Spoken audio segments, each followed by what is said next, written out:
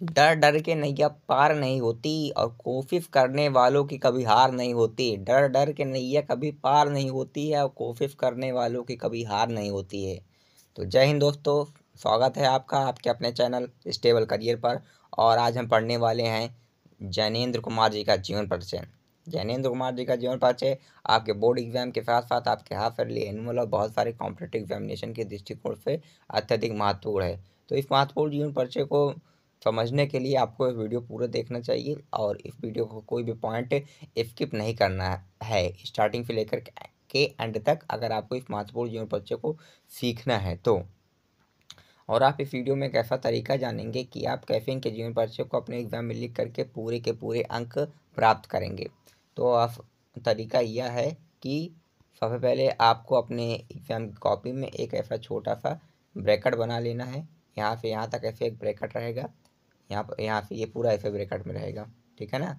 Bracket में बना लीजिएगा और उसमें लिखिएगा इस लेखक का नाम जैनेंद्र कुमार, पहला पॉइंट। दूसरा पॉइंट लिखिएगा इनका जन्म 1905 ईस्वी कौड़ियागंज। तीसरा पॉइंट लिखिएगा इनके पिता का नाम प्यारेलाल। चौथा पॉइंट इनकी माता का नाम श्रीमती रमा देवी। पाँचवा पॉइंट भाषा शैली सीधी सरल सुबोध, सरल सीधी सुबोध ऐसे भी कह सकते हैं।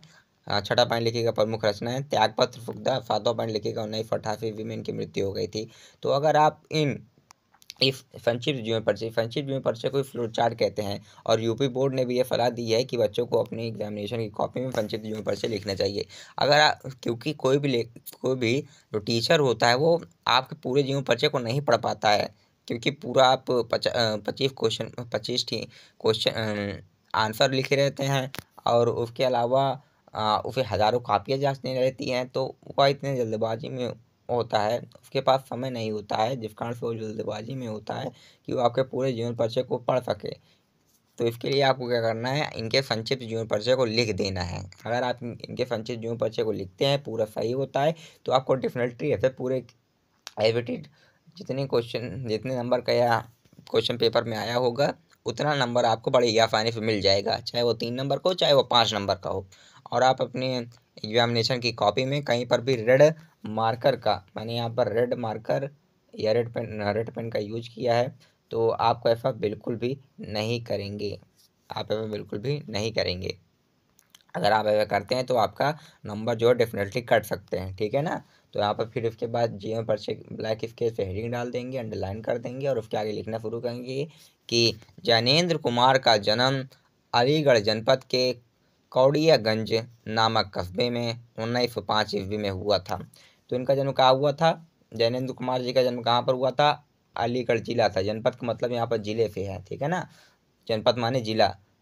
अलीगढ़ जिले के कौड़ियागंज नामक कस्बे में सन 1905 ईस्वी में इनका जन्म हुआ था, ठीक है। इनके और उसके आगे लिखते हैं कि इनके पिताजी का नाम प्यारेलाल था। पिता का क्या नाम है? प्यारेलाल। तथा माता जी का नाम श्रीमती रमा देवी था। माता का नाम रमा देवी, पिता का नाम प्यारेलाल। ये 2 पॉइंट आप याद रखेंगे। उसके आगे लिखेंगे कि इनके जन्म के 2 वर्ष बाद ही इनके पिता प्यारेलाल का निधन हो गया। एक दुखद समस्या निकल के आती है यहाँ पर, दुखद न्यूज कह सकते हैं इनके जीवन परिचय से, कि इनके पिता प्यारेलाल का निधन हो जाता है जब ये मात्र 2 वर्ष की अवस्था के थे, ठीक है ना। मात्र 2 वर्ष की अवस्था के थे तभी इनके पिता प्यारेलाल का निधन हो जाता है, ठीक है। और उसके आगे लिखते हैं कि इस कारण से इनका लालन पालन इनकी माँ और मामा ने किया।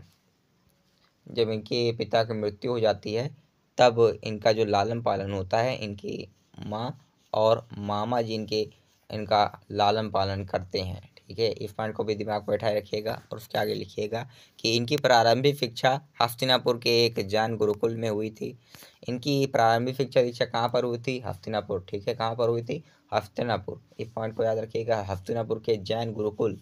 कौन सा गुरुकुल? जैन गुरुकुल में हुई थी। इसके पश्चात और आगे लिखते हैं कि इसके पश्चात उच्च शिक्षा प्राप्त करने के लिए इन्होंने काशी हिंदू विश्वविद्यालय में प्रवेश लिया। उच्च शिक्षा के लिए इन्होंने कहाँ पर प्रवेश लिया? तो उच्च शिक्षा की प्राप्ति के लिए इन्होंने काशी हिंदू विश्वविद्यालय में प्रवेश लिया, ठीक है। किंतु 1921 में सन 1921 के असहयोग आंदोलन सन 1921 में असहयोग आंदोलन चला था जिसमें इन्होंने पार्टिसिपेट लिया था। भाग यानी सम्मिलित लेने के कारण इनकी शिक्षा का क्रम टूट गया। असहयोग आंदोलन में भाग लेते हैं 1921 के में, जिससे इनकी शिक्षा का क्रम टूट जाता है। तो असहयोग आंदोलन, ये पॉइंट भी आपको याद रखना है लिखने के लिए। और आगे लिखते हैं कि सन 1923 ईस्वी में ये नागपुर गए। कहाँ पर चले गए? सन 1923 ईस्वी में नागपुर चले जाते हैं और राजनीतिक पत्रों में संवाददाता के रूप में कार्य करने लगते हैं। तो सन 1923 ईस्वी में कहाँ चले जाते हैं? ये नागपुर चले जाते हैं सन 1923 ईस्वी में, और राजनीतिक पत्रों में संवाददाता, न्यूज एंकर के रूप में कार्य करने लगे। ठीक है ना। उसके आगे लिखेंगे कि ठीक उसी समय इन्हें गिरफ्तार करके जेल भेज दिया जाता है, क्योंकि इन्होंने क्या किया था? असहयोग आंदोलन में पार्टिसिपेट किया था, भाग लिया था, सम्मिलित हुए थे उसमें। इसकी वजह से अंग्रेजों के शासनकाल में इनको जेल जाना पड़ा, जेल भेज दिया गया, जहाँ ये 3 माह तक रहे। मतलब इन्होंने जेल में कितनी समय व्यतीत किया? दिमाग में बैठा रखिएगा, 3 महीने। 3 माह माने महीने, 3 महीने इन्होंने जेल में व्यतीत किया था। ठीक है। उसके आगे लिखते हैं, तथा इनमें स्वाध्याय की प्रवृत्ति छात्र जीवन से ही थी। माने कि ये सेल्फ स्टडी पे बहुत ज़्यादा फोकसित थे, ताकि आप, जैसे कि आप सब हैं, सेल्फ स्टडी करते हैं। सेल्फ स्टडी, स्वाध्याय की प्रवृत्ति छात्र जीवन से ही थी। ठीक है। बहुत ज़्यादा मजबूत थी इनकी प्रवृत्ति। किसकी प्रवृत्ति? स्वाध्याय की। और उसके आगे यहाँ पर लिखते हैं कि जेल में रहते हुए भी स्वाध्याय व साहित्य सृजन का कार्य करते रहे। माने जेल में रहते हुए भी इन्होंने स्वाध्याय व साहित्य सृजन का क्रम जारी रखा, उसको तोड़ा नहीं। मतलब इतनी कठिन और विषम परिस्थितियों में जेल में रहते हुए भी। ठीक है। और उसके आगे लिखते हैं, इनकी पहली कहानी खेल। इनकी पहली कहानी का नाम क्या है? खेल। विशाल भारत में प्रकाशित हुई थी, पूरे भारत में, विशाल भारत में।